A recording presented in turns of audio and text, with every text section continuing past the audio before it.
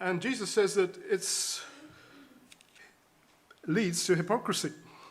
Now, what happens in this instance, they were fussing over a minor issue based on their traditions, but actually finding a way round one of the 10 Commandments. Now, the 10 Commandments are binding upon us. And the commandment he's speaking of here is the command to honor your father and mother.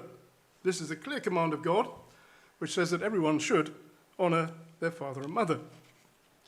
Now, when you're a child, you should actually do what your father and mother tells you to do, as long as it's right. But you're under their authority. When you grow up, you're no longer under their authority, but you should still honor your father and mother right through your life. And it does say honor your father and mother, full stop. It doesn't say honor your father and mother if they're good people, if they're good Christians or good Jews or whatever. It just says honor your father and mother. So there is an obligation upon us to respect, to honor our father and mother, and to look after them if they need help from us as they grow old. Now, in this case, what was happening was that they were saying, Jesus said, whatever profit you might have received from me is a gift to God. The word which is used there is korban, the original. Now, some of the Pharisees of Jesus' days had a way to get round the command to honor your father and mother.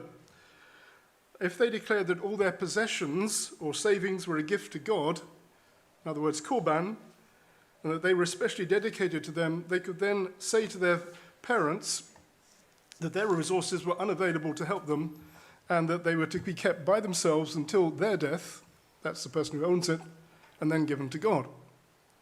So this was actually a convenient declaration which apparently left the property which was at their disposal, the one who made the vow, until they died, but deprived the parents of any benefit from it.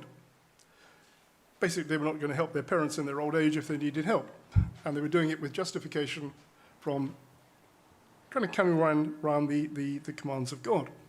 And Jesus says, thus you made the commandment of God of no effect by your tradition. So through this kind of trick, they could completely disobey the command to honor their father and mother and do it while being very religious. And this tells you something about this battle between religion and reality that I'm talking about. A lot of people can be very ultra careful to keep certain commandments, outward forms of godliness and traditions, but deny common humanity and the basic commands of God.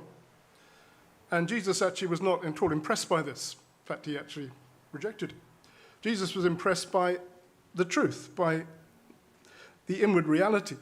And when Jesus spoke about the law, he went right to the heart of the matter when he was asked, what is the greatest commandment? Matthew 22, verse 34, says, when the Pharisees heard that he'd silenced the Sadducees, they gathered together. Then one of them, a lawyer, asked him a question, testing him and saying, Teacher, what is the greatest commandment? What is the great commandment in the law? Jesus said to him, you should love the Lord your God with all your heart, with all your soul, with all your mind. This is the first and great commandment. The second is like it, you should love your neighbor as yourself. On these two commandments hang all the law and the prophets. So Jesus summed up the law and the prophets with those two commands. Love the Lord your God with all your heart. Love your neighbor as yourself. Do that and you're not going to go wrong. And basically all the commandments can be funneled down into that simple statement.